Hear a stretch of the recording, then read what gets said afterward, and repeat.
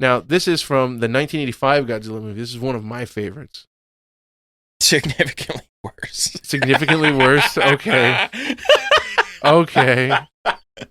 Man, that reminded me of a scene in Armageddon with the big Godzilla. He's like, oh, yeah.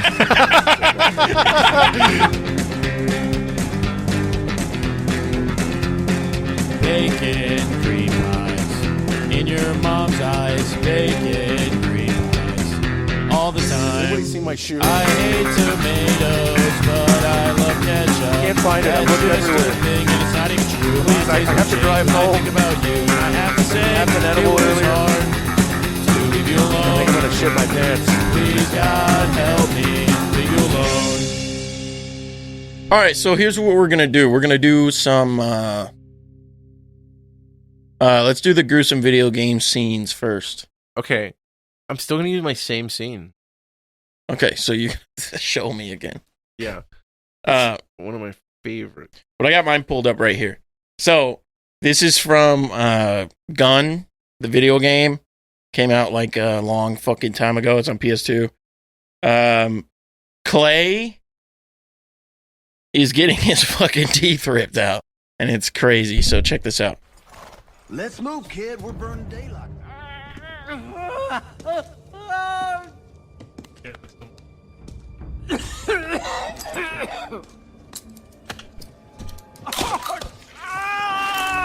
my god, they're fucking his ass. Sounds like some of your boys are attempting a rescue. The fools. Come morning, I'll be hanging them all.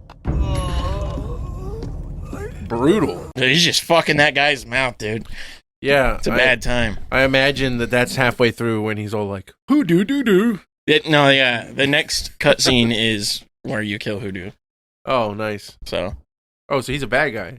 Hoodoo's a piece of shit. Oh, I thought he was your friend. No. Clay is your friend. The guy getting his mouth fucked. Ugh. Yeah, it's bad. You know what sucks is I'm about to go have a tooth pulled, and like I just had to watch that. That's so fun. And then later on, Soapy, he's this other guy. He's really great. He's like a Doc Holliday-esque, except he's not like... I would say Doc Holliday in the... Yeah, he drives the little Porsche. In the way that like he's a poker player. Yeah. He's not even close to Doc Holliday. Like Doc Holliday's a badass. Like he has a fucking guns and shit, and he kills people. But Soapy, he sucks. He's just a card player, and he's like a cheat. But he can like crack safes and all that shit. So he's pretty useful. I mean, I think it's always useful for every like little crew. He breaks him out of prison with a fucking badge, like a sheriff badge. It's pretty sick. That's pretty sick. Yeah. But anyway, so Soapy gets caught by the main bad guy, and he gets like all his fucking fingers blown off. That's another. I remember crazy you telling one. me about that too. Yeah. So I went with something that's a little bit less like bloody, but way more disgusting, and that's when Jill gets throat fucked by a spider. Yeah, throat fuck.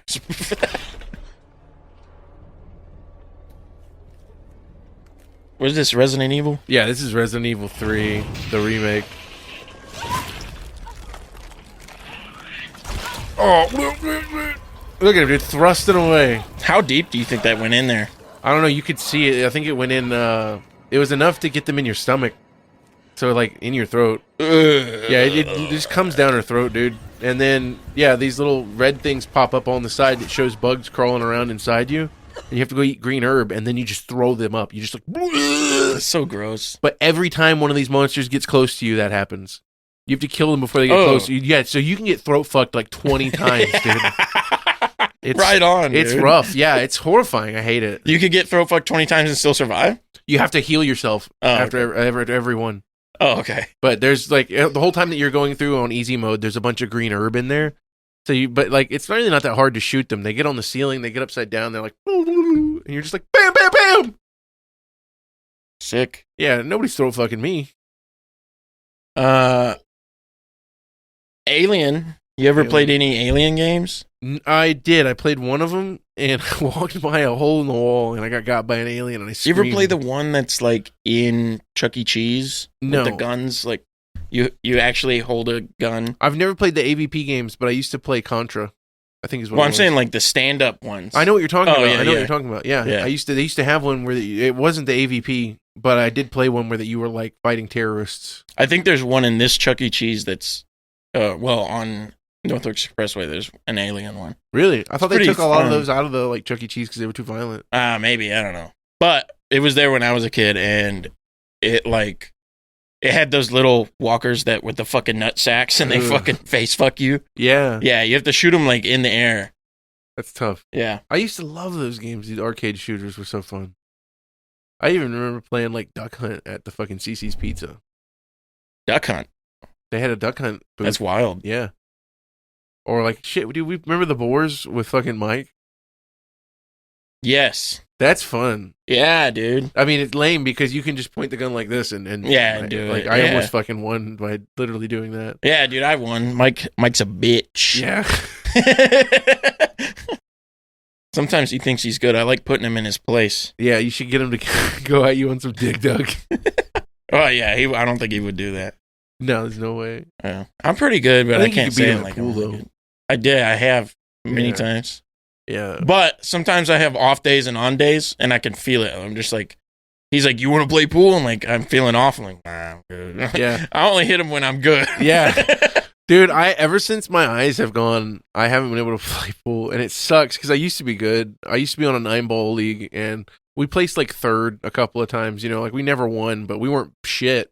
I was good enough. Dude, I used to play every Friday night with this guy that I worked with, Yeah. and we played 9-ball, and I was hitting I would hit the 9 in on break. Nice, dude. And it's like, I did it twice, back to back, which was crazy. And he was like, "This is insane. I've never seen anybody do that." And I was like, "I don't know." And then I looked it up, and it's like, yeah, it's called a golden break, Mhm. and you win. So And I did it 3 times in the first day that we went. that's crazy. Yeah, I was I like, used what to the have fuck? a special break that I did, and I would usually get the 2 in. That was my goal, was to get the 2 in. And I would come in from the left rear pocket, aimed at about, I don't know, what is that, like a 30 degree, you think, aiming at the 1 from left pocket? Sure. And then I would put direct straight back reverse English on it and hit just to the right so that the ball would pop back, come back, and then go back up and hit it again and do a double break. Oh, nasty. And it would usually leave the cue ball. My goal was to either sink the 2 or fuck the guy. Yeah. And leave the cue in the middle of all the balls. Yeah. You know, because in 9-ball, you know, you get ball in hand. So if you can do leaves. Like, I was a way better defensive player than I am. I'm not good at doing long shots on the table at all. I used to be really good at caroms, you know, bouncing off of walls and getting balls in. I was really good at those, really bad at straight shots, and not very good at banking, which is weird because I was good at caroms. Yeah. But I don't know.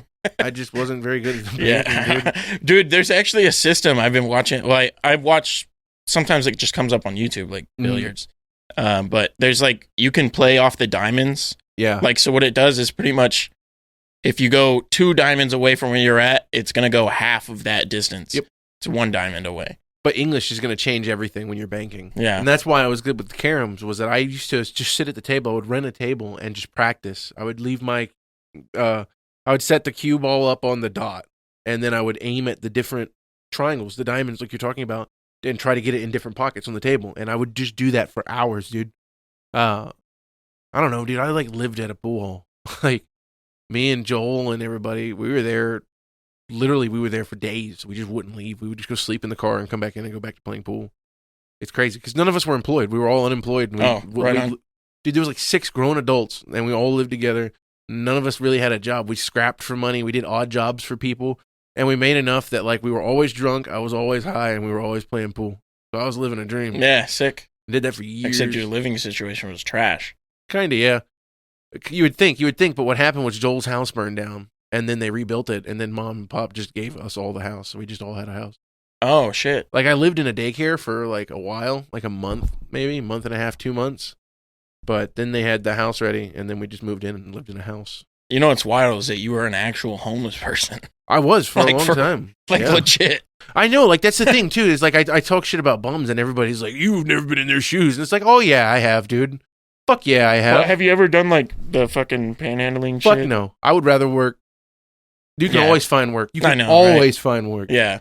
Yeah, that's why I don't feel pity for those motherfuckers, dude, at all. Yeah. go get a job. Dude, there's help wanted ads in everywhere you look on Craigslist. People who want day laborers for construction. That's a big thing. You can always find, if you know how to do anything in construction, you can always find work, dude. Like this place, dude, literally. The only thing too, like in construction, you could get a job just based on work ethic. Like you don't even have to be good. No, I could just show up right here and start asking these guys, hey, do any of you need work? And I could have a job by the end of the week. Would you like a job starting now? Why would I? You're fine. Yeah. Like it's so easy to get work. It's crazy.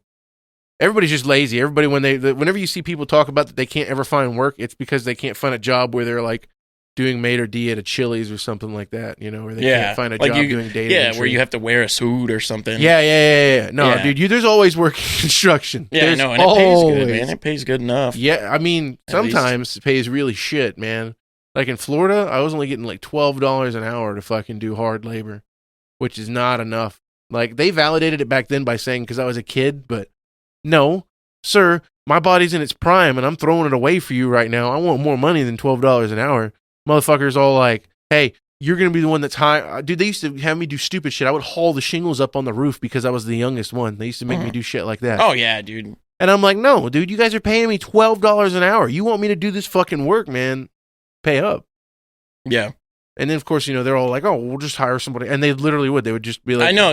Everybody, there's always 5,000 applicants. Yeah. So it's just. Yeah. Easy to get replaced. Easy to find work. Easy to get replaced. Yeah. Yeah. But yeah, I think work ethic matters definitely in construction more than your actual ability. Definitely. Yeah. But, desk job, you could just be chilling. Yeah. Honestly, like sometimes working the desk job that I had, I would just go in and that day I would just be like, I'm not doing anything. And I would literally not do anything that day. Mm-hmm. And yeah, they would get mad. Like they couldn't tell, but they would get mad because they would be like, we can tell you haven't done it because like they would look at the computer and be like, nothing is done. Yeah. But the next day I would just do it all, you know? And then, so if they're checking one time a week, as long as all my work's done at the end of the week. Yeah. Yeah. Dude, when I did car sales, that was when it was the best because nobody got up my ass about anything ever. I could literally spend a month sitting there staring at my phone. Nobody gave a shit. Yeah. I wouldn't make any money. Yeah. So that's the flip. Like I like sales jobs because of that. Because if you're sick and you have a bad day, nobody gives a shit, dude. Just make it up next time that you're feeling good again. Yeah. Sales is nice about that. The thing that sucks about sales is the fact that motherfuckers will follow you home because they want to buy a car. See, the weird thing about car sales though is like eventually you're tapped out of people, you know? Yeah, but that's not if you're doing your job right. The main way that you make money in car sales is by customers bringing in people they know who need a car. So, and the way that you do it and you do it right is you save their birthdays and you buy them birthday cards. You save their wedding anniversaries and you buy them roses. I learned this from a guy who makes like $120 a year doing car sales. He said this is what he does. He's got an automated system on his phone where it'll automatically buy them like a thing of flowers whenever it's their birthday or whatever. And he says that he was a guy who was doing 15 to 20 cars every month. That's astounding. Dude, it's shit like that kind of makes me think that we live in a simulation because it's like if I got flowers, I would just get pissed off. Yeah. I'd be like, get this fucking car company out of my... Like, how do they know where I live? Get these fucks out of here. Well, yeah, we know where you live because you give us that information. Yeah, but I would be mad is what I'm saying. Yeah, but people love that. Like, I know, weird. That's what I'm saying. It's like, those people, cattle, dude. Yeah, and I used to call, and that's honestly, so... I averaged 10 to 12 cars a month when I started, and then when I finished, I was about 12 to 15. It really depended. Now that's pretty good, dude. Yeah, I made a lot of money. I made a lot of money in car sales, dude. COVID fucked me. And the best part about it was that when I finished, I actually worked at a nice dealership. I worked at a Maserati Alfa Romeo dealership. Wild. Yeah, I started at Hyundai. And then the dealership I went to, it ended up being a Mitsubishi dealership by the time I left.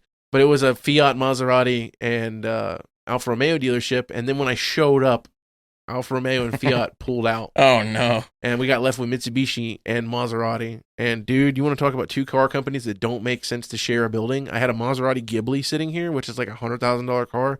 And then a Mitsubishi Mirage right next to it, which is like an $8,000 car. And the problem is, at normal dealerships, if I work at a Hyundai dealership and somebody comes in and they want a premium car, right? Like they want a Genesis G70. It's not that hard to talk them down to like a Sonata because they look the same. It's not the same car lot. You know, they're about the same. the budget's a little less, like you just can't afford a G70. I'll put you in a nice Sonata with leather seats. Not a big deal. Somebody comes in looking at a Maserati and I try to put them in a Mitsubishi. Ew. Big deal. Yeah, they hate it. Yeah, but it happens so often, dude. You can't tell you how often I had people come in that were 19 years old with a part-time job and they're like, yeah, I'm ready to buy my first car. I saw you guys are doing $0 down on the Maserati.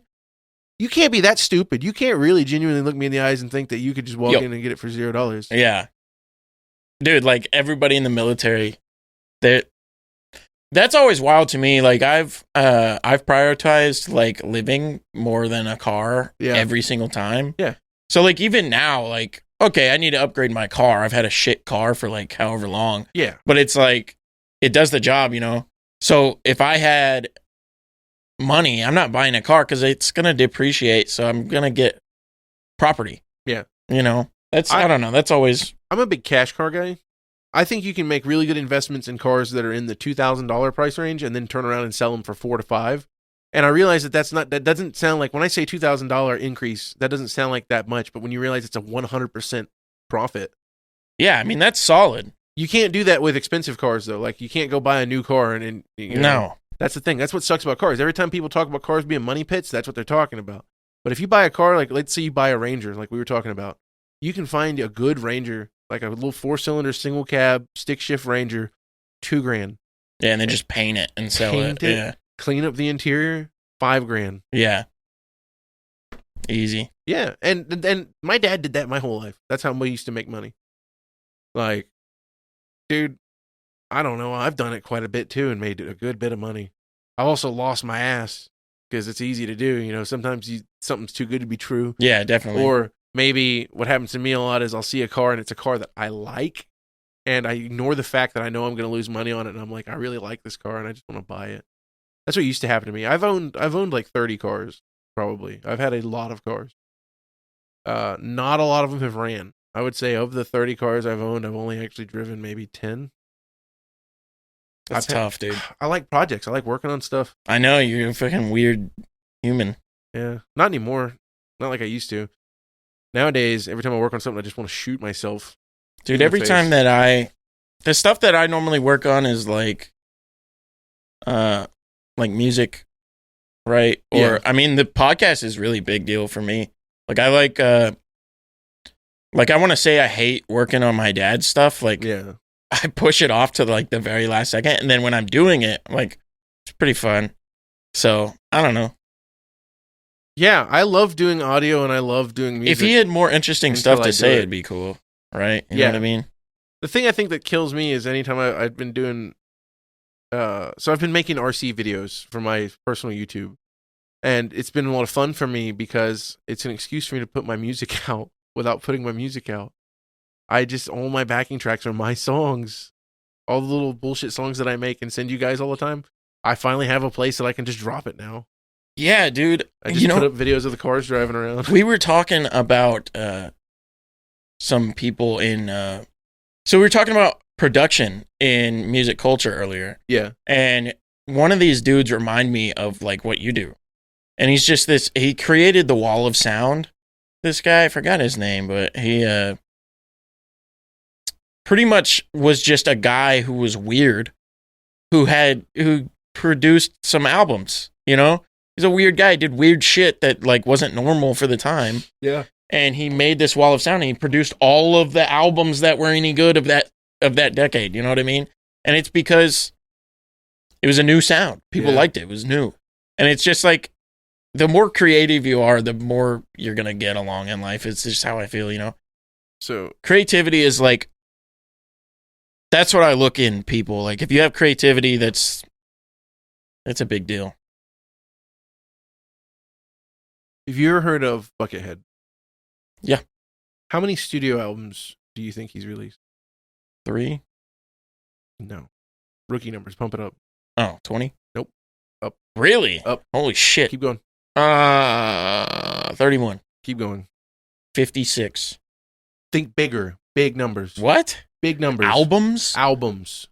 Who puts out that many albums? He has 640 confirmed albums released. Holy shit. He holds the world record. That's insane. Okay, let's see. He's only released one 423. One EP. Huh? 423 What? studio albums. No, he's got 640 studio albums. Oh, I thought you were saying like... No. 4 special releases, 1 EP. And he's also performed on more than 50 albums with other artists. He's a session guitarist. He's done like Michael Jackson and stuff like that. He's huge. He's so huge. But as far as creativity, like, I don't think I could listen to 640 albums from now until the time I died. How do you have such a boundless, you just keep going, you keep going, you keep going, you keep going. I don't know, dude. Like, that is a man who lives and breathes music. Yeah. The only thing that matters is music. Yeah. I admire that. I love it. Yeah, dude. You know what's weird is like, I'm over here having this dilemma. Like, what do I do? What do I want to do in the industry? And literally every avenue, I'm like, I want to do that. Yeah. It's fucking weird. Working with music is just fun. So, I don't know. But anyway, speaking of music, I want to see if you can identify a couple of different effects. All right, yeah, burn it. I'm going to pause it, and we're going to cut right here. Okay. Because I need to write some stuff down for you. Okay. So, what I have for you, sir, is a little guitar loop that I recorded, and I'm going to apply different effects over it, and we're going to see which ones that you can identify. You're going to have 5 different options, and I'm going to explain the options to you really quick, because I'm not going to just set you in here blind. So, vibrato is a sound that is known for having a seasick kind of sailor, watery sound. Okay. It sounds like you're just drunk and falling over. Tremolo is a modulation, and the only modulation on here that works off of volume. It works off of volume. So it's the tremolo effect that... Phaser is the one that's very windy and swooshy. It's got a kind of sound to it. Really kind of blossoms and then bloom. And then you have chorus, which is where that it sounds a little bit like that there's a duet where one of the guitars is slightly out of tune. And then you have flanger. Flanger is the one that I use the most and probably going to be the one that's going to be the trickiest because it gets confused for chorus and phaser quite often. The way that I explain it is that whenever you use it on a shorter setting, it has a very boingy, springy kind of sound to it. And whenever it's on a longer setting, it sounds like a jet plane taking off. Okay. These are your 5 different ones. I'm going to let you have this. And I am going to play a couple of different sounds for you. We're going to see if you can identify. First, I'm going to play the clean. Are you ready? Yeah.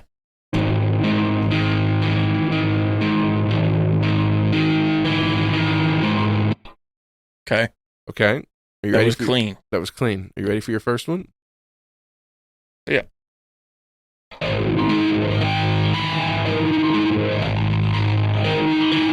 Oh, that's flanger?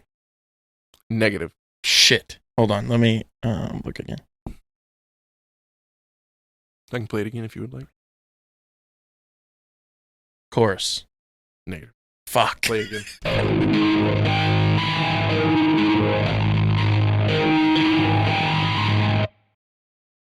Did you... Is it vibrato?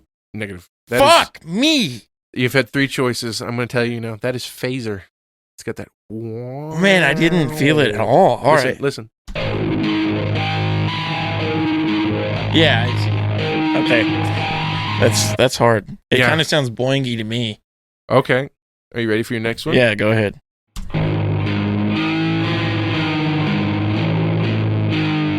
Is that chorus? Negative. Fuck. That's got to be a flanger then. Nope. I'll play it again. The way you explained it is fucking me.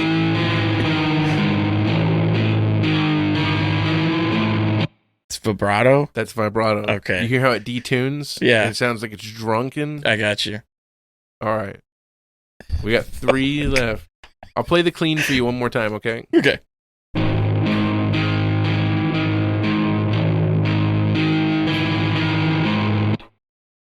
Okay. Here is our next one. You ready? Mm-hmm.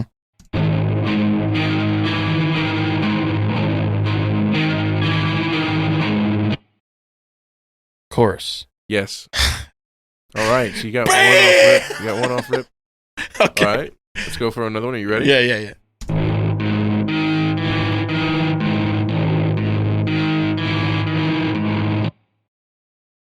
That's tremolo? That is tremolo, correct. Okay, right on.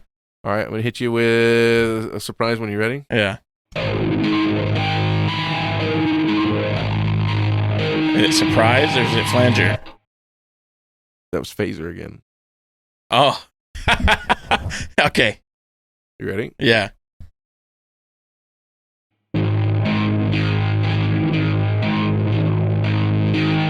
So that's the flanger? That's the flanger. Wild. Yeah, and if you listen, you'll hear God, that. they're all similar, though. So that's kind of the point that I was getting at. You can actually make a flanger pedal sound like a phaser, and you can make it sound like a chorus. You can make a phaser sound a little bit like a flanger, and you can make it sound like a univibe. You can make a tremolo. If you take a tremolo and a vibrato and you put it together, it sounds like a rotary. All it is it modulates. There's 3 different things you can modulate. You can modulate pitch, time, or volume. So flanger and phaser, the difference between them is it modulates frequency, which is kind of like pitch, but not really. You know, it kind of switches your mid frequency back and forth and gets that whooshy sound. Whereas flanger modulates time. It takes your normal clean signal and puts it through, and then takes another signal and slowly speeds it up and slows it down. So you get this wow kind of thing going on with flanger. And chorus is a flanger where you take it and you slow it down. It's technically a vibrato with a clean signal running next to it. But what it is in practice is a flanger with a clean signal running next to it.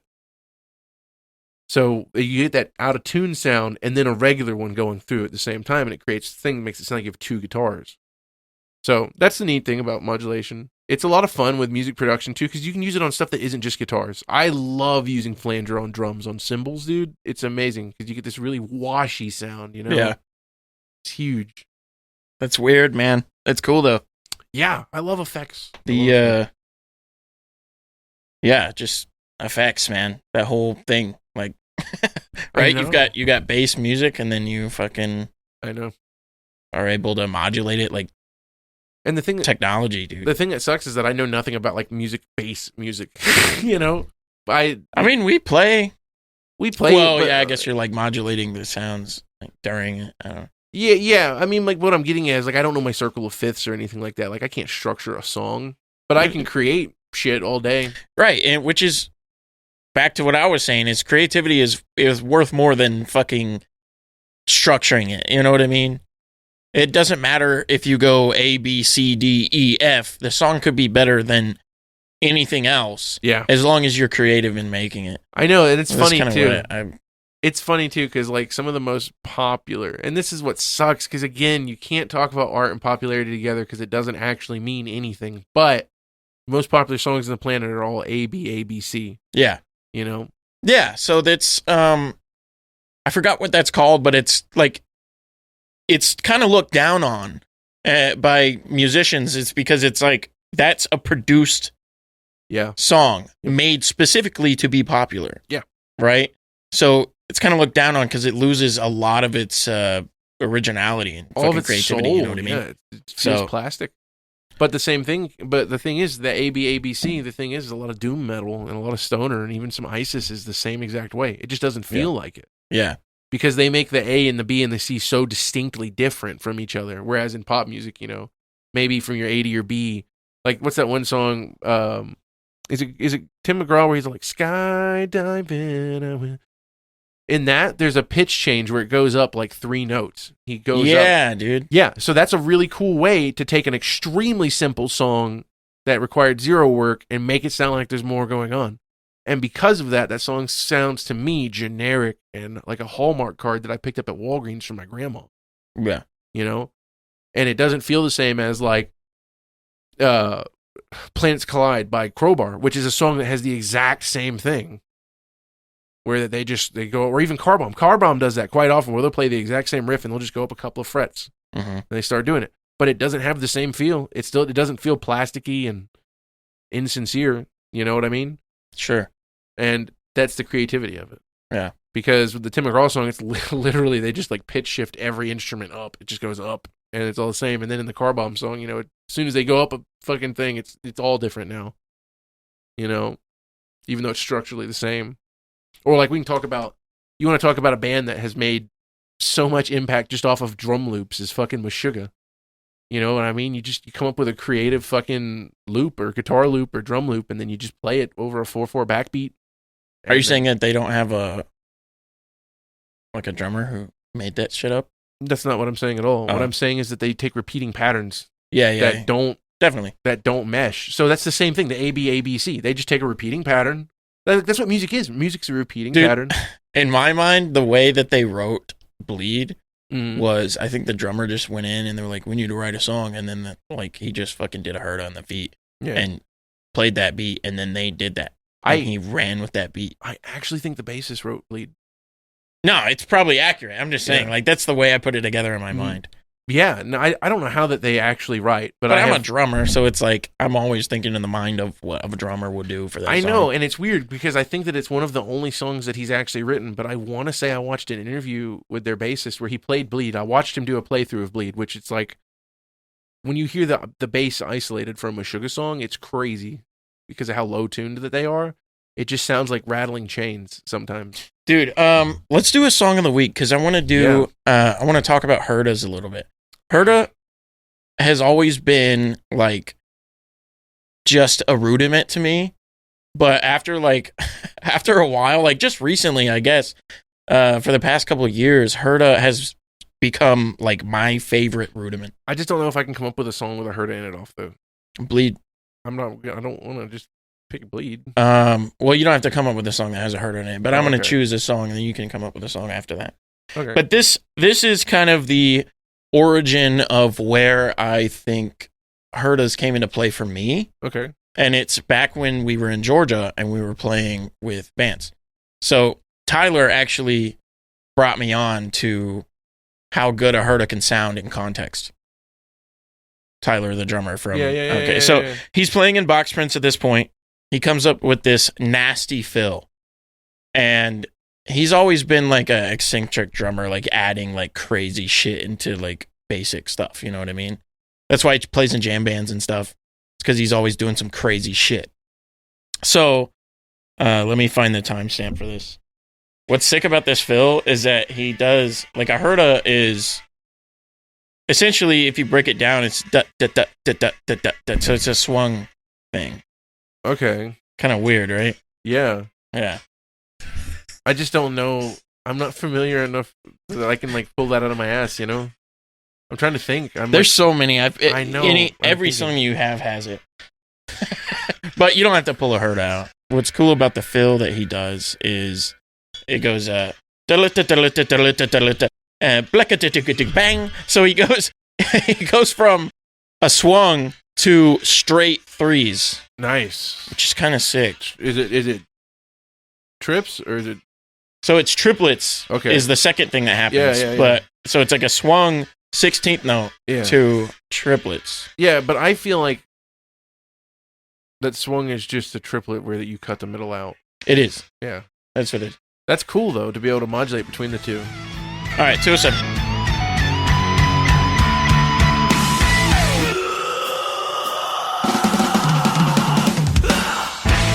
Disgusting. So, how fucking fast that was for the Herda, but you can still feel. There's still the feeling, right?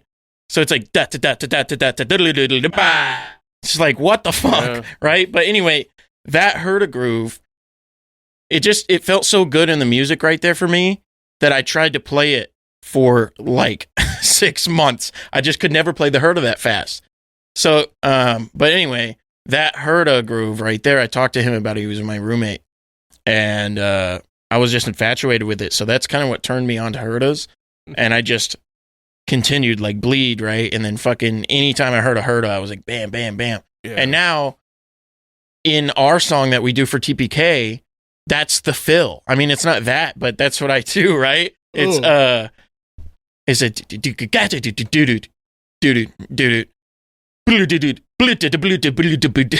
know what I mean? It's a nasty fill, and it's like mainly Herdas. Are you gonna play that? I'm looking for it. Yeah. It's Blacklight. No, it's Light Dies. What part was it? The very end fill. That's fucking cracked. Oh yeah. Yeah.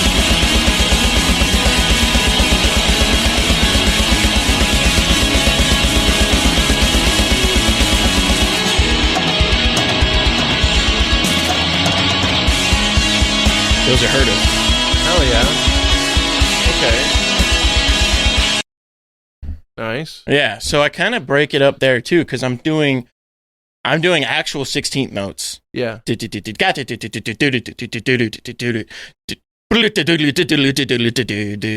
see what I mean? Yeah. So I know it's nasty because I love it. It's literally probably my second favorite part in this whole song. My actual favorite is in the beginning. I'll find that really quick. I'll just play the fucking beginning of the song, dude. oh yeah. Yeah, my favorite part of this whole song is right when it comes in right.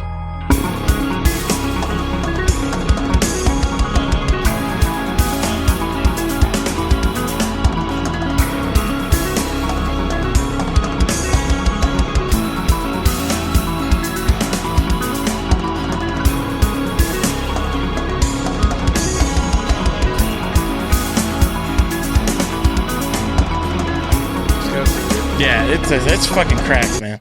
Yeah, I love that song so much. So another thing that I would like to talk about for drummers. So it's kind of frowned upon writing the music in like in MIDI in studio. Yeah. But it's actually like what I talked to my buddy. He's another drummer. He plays for Eris.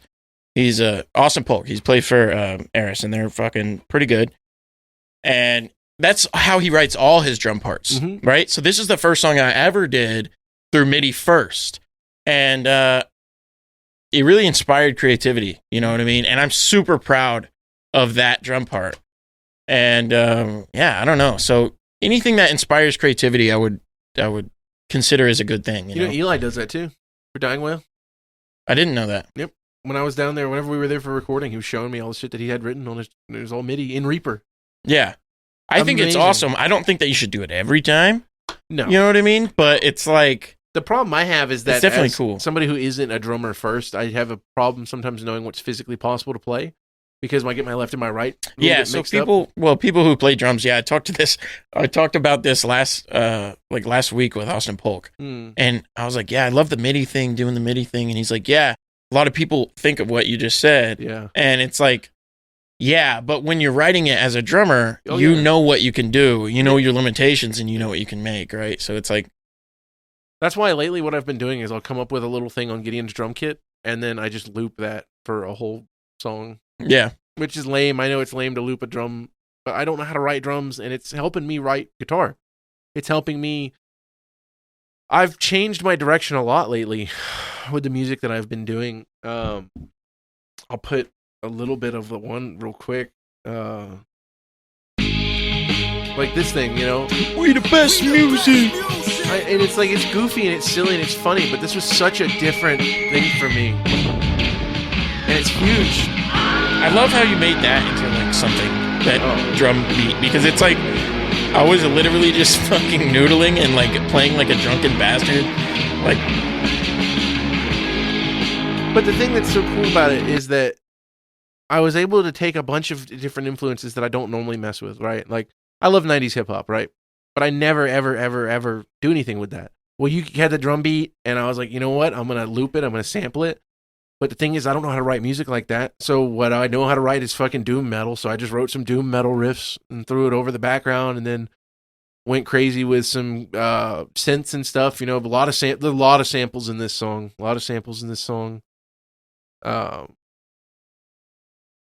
I don't know, man. I think that's like, I have more fun doing that. I just have more fun making weird music than I do anything else. Mm. The song from way back with the yeah, and it goes into that cool little bump, dun dun dun dun dun dun, and you know, we just vamp that. There's like 2 solid minutes of just that with chords moving over it, and again, such an out of my wheelhouse thing. And I love lately, you know, working with nose art with you and playing with you because it's so different from anything that I'm used to. Yeah. I just love the exposure to different stuff, man. Yeah. Music is so fucking fun. Yeah, it is. Like, oh. Yeah, the only thing is like it's hard to stay fun and make money. Yeah, I'm not making any money at all. No, nobody is. That's the great thing about hearing about people just doing their thing and then it eventually works out for them. That's what I like hearing. It's really inspirational, you know? Yeah. I just like, I don't know. That recording artist I was telling you about, who, the producer. Yeah. Who's just doing weird stuff, and eventually it caught on and people liked it, you know? And it's like, that's pretty inspirational because the dude was just doing shit that he liked doing. I just need to start releasing this stuff, man. Like, even the stuff that I don't take serious, I just need to start putting it out because, I don't know, man, you never know. Yeah. It may, we were talking to old Dingleberry, and he was talking about how fucking Filthy Frank picked up his song. Oh, yeah. You know, wild. Yeah, like, little shit like that could happen, and you'll never know if you don't put it out. Right. I've just been so scared, man. I'm always so scared with my music to put it out because I know it's not good. Like, I put as much time into it as I can, which is not a lot because my attention span is really rough and I have the kids and everything. And it's just like, most of the time when I make these songs, dude, it's 4 or 5 hours total. That's all I put in on these songs. And I know that that's not enough to make a good product. You know what I mean? This isn't something people are going to download on their phone and be listening to for fun because it's something I made in fucking Reaper in 5 hours. But I don't know. Maybe if I put it out, somebody will fucking hit me up and be like, hey, man, we'll pay you to fucking do this. I tried that in the past. I tried Fiverr, you know. Made a Fiverr account. I had 0 people hit me up, which was kind of heartbreaking because that was back when I was doing a lot of bluegrass. I had the banjo and the mandolin, and I put up a bunch of really cool, I thought, stuff that was based around, you know, just old Appalachian, you know, shit that my dad listened to bluegrass growing up. But yeah, I don't know, dude. It's very discouraging. It's very discouraging. It just sucks. I don't know. I'm just talking right now. I'm just venting my frustrations with music. It's very discouraging. Okay, so let's see. I got some fucking Godzillas. Yeah, run that. Let's run some Godzilla stuff. All right. So I want you to look at, I have 6 different Godzilla designs. Okay. I've selected them from over the years. Most of them are modern. We've had a lot of different Godzilla stuff come out lately. Okay. But, and all I want from you is to just look at these and rank them. We're not doing anything serious here. We're just being silly. So here we go. Original 1954 Godzilla. I love it. It's the best. It's the best? No, but it's retro, so I like it. It's the original, right? Like, yeah. It's what you think of when you think of Godzilla, okay? Now, this is from the 1985 Godzilla movie. This is one of my favorites. Significantly worse. Significantly worse? Okay. Okay. Man, that reminded me of a scene in Armageddon with the big Godzilla. He's like, oh, yeah. Yeah. Dude, fuck, I forgot about that. Okay. And the fat guy gets hit by a meteor. Matthew Broderick. Yeah, ugly. 1998 Godzilla. I hate that one. That's the one that had all the babies. Yeah, all the I hate that. It's the worst. It's gross. All right, you ready? 2014, the new legendary Godzilla. I like it. Good one, right? I like really it. Good. Yeah. All right. This one I have to zoom in on for you to actually see. This was Shin Godzilla. And I love it because they did the old school. It's a suit. It's a man in a suit, just like the originals. And he's got the big tail, just like in 1985. Yeah. I love this. The background is significantly worse, though. It looks like they just put it on a green screen. Well, he's not on a green screen. This was just the actual model. Oh. This is the model on display. Oh, okay. And I got a picture. This isn't from the movie. That's my bad on that. But I love all the throwbacks. But now, Godzilla from -1. I don't know. I think it's a little overproduced. Yeah, it looks kind of wild, right? It's a little bit too much. Like, look at the body. The body's just like tumorous. Yeah. I mean, maybe they did that on purpose because it's radiation, you know. Like, sure. They made him look gross on purpose. But I don't know. I've heard people say this movie's really good. I want to see it really bad, but like I like the 2014 one a lot. I just don't like the movies. I like the fight scenes. Like the one with Bryan Cranston. Yeah, that movie's mid. I like it. Those are my favorite. You know how ballsy it was to get Bryan Cranston and then advertise it and act like he's the biggest thing and then kill him immediately. Yeah. Also, Godzilla wasn't even the main bad guy of those movies. Yeah, the second one's dog water because it has fucking Millie Bobby Brown. I know, that's terrible. But it's got King Ghidorah in it, and that makes it worth it. Yeah, I literally fast forward through the parts with the people in it to watch the monster fights. That movie's bad. God, I like now, the first, and then it also has O'Shea Jackson. Yeah. God. O'Shea Jackson Jr. Yeah. Poor guy. He shouldn't have picked up those roles. Yeah. Because he's in, I think, Kong too. Because it's Godzilla versus Kong. Godzilla versus Kong has some really good fights in it too. You get Mecha Godzilla for the first time in the Legendary verse, which is really fucking cool. There's a new one coming out, and it looks like that they're gonna probably do really bad with the human element again. Every one of the American movies, they just fuck up the human element of a Godzilla movie so bad. The thing I like about the 2014, like the first one, is like the way Godzilla when he has the blue. Like when he charges up, charge. I like that a lot. You should watch Shin Godzilla, the purple one that I showed you. It's got I'll actually just show you, dude. It's got the best laser scene that I've ever seen in my fucking life. I think the Shin Godzilla one is the best, but you think the Legendary one is the best? The 2014. Yeah. That's fair. I love the way that they kept the humanoid arms on him. To really throw back to the suit, man. Yeah, that's such a cool touch. Definitely. It gets kind of boring because it is a foreign language film, so you have to read a lot of subtitles, or if you can find the English dub, still a little boring because there's a lot of them in meetings. Yeah. But the point of a Godzilla movie is to critique their government and their approach to atomic and stuff like that. So that movie's good. It does a really good job of the prime minister where they're all like, he's like, I should really consult the Americans. He says that after like everything. And they're critiquing the Japanese dependence on American armed forces.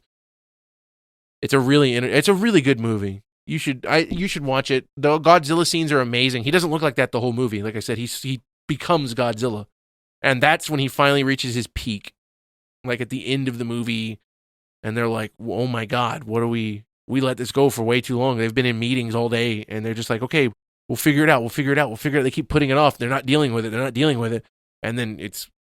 Dude, how do you kill Godzilla? The way they do it in that movie. Do you want me to spoil it? Yeah. So... he doesn't have blood like we do, and he doesn't eat food or anything like that. He has a nuclear reactor inside of him somehow. And in the 2014 one, he like gets more powerful if they hit him with nukes or eats them or whatever. All iterations of Godzilla get more powerful with nuclear energy. Yes. Okay. Yeah. The only way that they can hurt him that I know of is like an anti-oxygen bomb, like they do in the movie with King Ghidorah, and in the other movies they have like a lizard ray. In the old ones, it's like, I don't know how to explain it. It looks like a big satellite dish that comes up on a tank and it shoots a fucking laser beam at him and it deters him. It doesn't hurt him or anything, like kill him, but it makes him leave. But I don't know, dude. So the way they hurt him in this movie is they put a coagulant in his blood because he's radiated, he needs to be able to cool.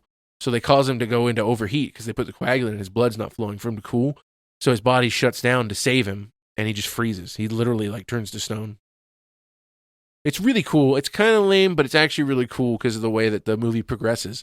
It's a rogue team of people who come up with the way of doing it because the government's like, no, it's a stupid idea. We need nukes. We need bombs. We need to kill them. Scumbag. And then like this group of people who are in the government, but they're like, no, we're going to kill our own people. We need to stop it. We need to find a way to stop Godzilla where we don't nuke ourselves, So that's a really cool element of the movie too. You have like this rogue force going on, and they're trying to save Red Dawn, dude. I'm just kidding. It is a really good movie. Shin Godzilla is amazing. I love the practical effects. I'm a sucker for the big guy in a Godzilla costume. Like the fact they made it look that good. Like holy fucking shit, dude. Yes, give me that. I'll take that all day, every day.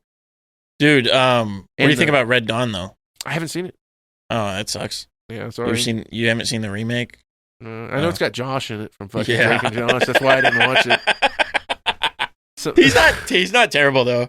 Yeah, but I mean the fact that he hasn't been in a whole lot of other stuff since then really tells me a lot. He kind of did that whole thing like where he snorted a bunch of coke and lost all the weight, and then now he's like super like full of himself. It's fucking weird. Yeah, like Jonah Hill. Yeah.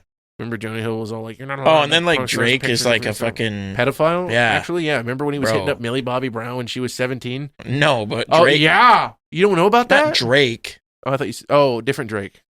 Drake from Drake and Josh. Oh, okay, yeah. Also but he's the same, yeah.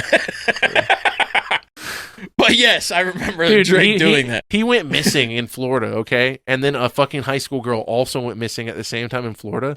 And everybody was like, Drake Bell's out here raping motherfuckers. But Drake Bell is out actually like in prison, right? Didn't he like get caught doing something? Yeah, no, he did. I don't think he did prison time though. I think he got out because he's famous. I feel like it's recent. Yeah. It's like a recent thing that happened. Yes. I never thought that it'd be so simple. His wife. His wife what? His wife just divorced him in April. Oh, good for him. Oh, he apparently was sexually abused during his time at Nickelodeon. It just came out 4 hours ago on USA Today. Oh, dude, shit. we just got in some hot some hot news. Sheesh. Yeah, dude. Same thing with like Everybody. Yeah, Josh was talking about his thing too. Holy fuck. It's confirmed because they arrested the guy who did it to him. It was his dialogue coach when he worked at Nickelodeon. Jeez. Yeah, he's a registered sex offender now. Wow. And it's talking about the guy from Nickelodeon, Dan Schneider. You ever hear about him? I've heard of the guy with Dan the foot Schneider. fetish. Yeah. He's the one that made like Sam and Cat. They poured like ketchup on each I know. other's It's disgusting. Oh, What is this guy? I don't know. But more than that, he would have the whenever that the actresses were like getting tired throughout filming, he would have them come sit in his office and he would massage their feet. What's Dude. fucked up is like, it was like, if you like look into it, it's like a known thing, but the parents didn't pull the kids out because they're making like hella money. You know what I mean? So it's fucked up. Yeah, same thing happened at public. I'm sorry, I keep laying it down. You're good. You're good. It's fucking the same thing happens with like Disney, Nickelodeon, Cartoon Network, any things where they put a kid in. Like the parents are trying to make money off the kid. Everybody, I know knows it's it. tough. And Yeah, then Josh actually has a fucking he released a video where he talks about it, and he's like, yeah, you know, I didn't want it, and it fucking happened. Did you ever watch Ned's Declassified? Oh, well, the two main characters from that were talking about how they were like 14 and fucking back then, and they're married now. So, well, they were forced into a couple. They were made a couple on TV, and then they started dating in real life. Oh, you know how it always is with the TV shows, like what happened with Spider-Man. Now, you know, he's dating Zendaya, but I mean, she's hot as fuck. So hey. All right, well, everybody, this is Pod 43. Check out our Squidward on the wall. He's chilling. On the other side, he's in the Krusty Krab. Yeah, right now he's in the wall. Later tonight, he'll be in my ass. But this right here is actually a portal to the next dimension. So if you actually jump through that, you'll get into the Krusty Krab. It's like Sesame Street where you jump through the pictures. I highly suggest that you don't do it, though, because they actually make Krabby Patties out of human flesh. Yeah, so you got to watch out for that. But yeah, hey, it's cool. Squidward, he's tall as fuck, too. Look at him. I mean, not really. Oh, he's taller than me, I bet.